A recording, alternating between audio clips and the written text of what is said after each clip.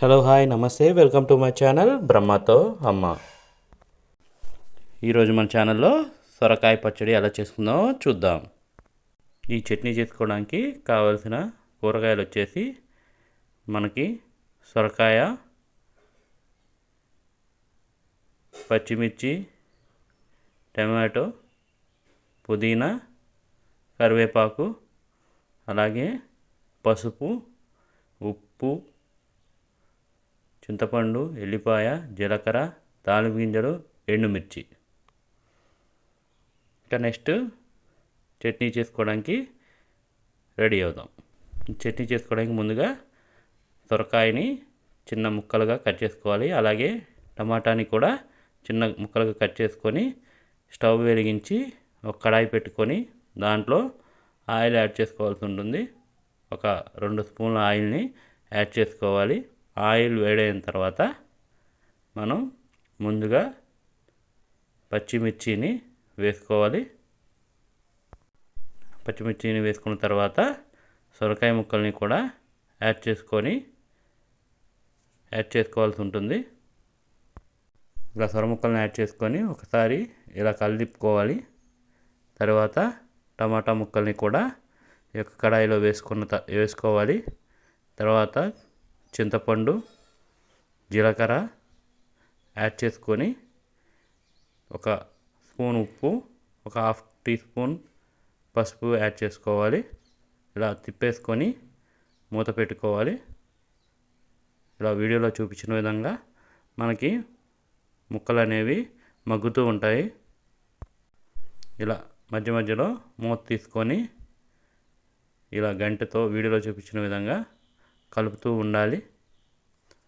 ఇలా కలిపిన తర్వాత పుదీనాని కూడా మనం ఈ కడాయిలో వేసుకొని మళ్ళొకసారి తిప్పేసుకొని మూత పెట్టుకోవాల్సి ఉంటుంది.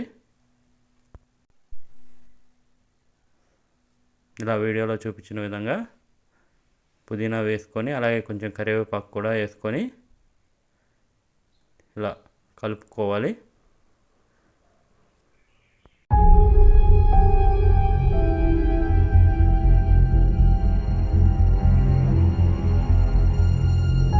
ఇలా మగ్గించుకున్న తర్వాత స్టవ్ ఆఫ్ చేసుకొని దీన్ని మనం ఒకసారి కలుపుకొని గ్రైండ్ చేసుకోవడానికి రెడీ చేసుకోవాలి. ఇలా మంచిగా మగ్గిన తర్వాత మిక్సీ బౌల్లో వేసుకొని మనం గ్రైండ్ చేసుకోవాల్సి ఉంటుంది. మనం గ్రైండ్ చేసుకొని తాలింపు చేసుకుంటే మన చట్నీ కూడా ప్రిపేర్ అయినట్లే.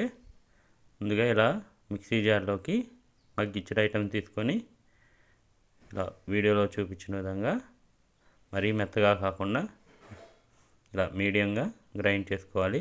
నెక్స్ట్ వచ్చేసి మనం తాలింపుకి రెడీ చేసుకోవాలి. ఇలా కడాయి ఒక బౌల్ పెట్టుకొని దాంట్లో ఆయిల్ వేసి ఇలా వీడియోలో చూపించిన విధంగా తాలింపు గింజల్ని ఫ్రై చేసుకోవాల్సి ఉంటుంది. ఇలా వేగిన తర్వాత మనం ముందుగా తీసుకున్న ఎండుమిర్చిని ఇలా మధ్యలో కట్ చేసుకొని ఆయిల్లో వేసుకొని ఫ్రై చేసుకోవాల్సి ఉంటుందండి.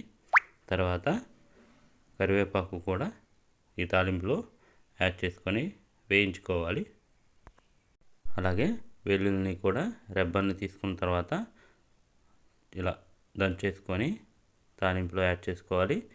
ఇంగువ కూడా ఉంటే మనం కొద్దిగా ఫ్లేవర్ కోసం ఇంగువని చిటికెడు యాడ్ చేసుకోవాలి. మరీ ఎక్కువ కాకుండా చూసుకొని జస్ట్ చిటికెడు వేసుకోవాలి. వేసుకొని ఇలా పూర్తిగా గంట తీసుకొని ఇలా వీడియోలో చూపించిన విధంగా ఫ్రై చేసుకొని తాలింపులో యాడ్ చేసుకోవాలండి. వీడియోలో చూపిస్తున్న విధంగా తాలింపుని కలుపుకోవాల్సి ఉంటుంది. మనం ఈ సొరకాయ, టమాటా అలాగే పచ్చిమిర్చిని మనం ఆయిల్లో మగ్గించాం కాబట్టి డైరెక్ట్గా పోపుని యాడ్ చేసుకోవాల్సి ఉంటుంది. ఈ చట్నీ కనుక మీకు నచ్చినట్లయితే ప్లీజ్ లైక్ చేయండి, షేర్ చేయండి, సబ్స్క్రైబ్ చేసుకోండి బ్రహ్మతో అమ్మ ఛానల్ని. థ్యాంక్ యూ ఫర్ వాచింగ్ బ్రహ్మతో అమ్మ.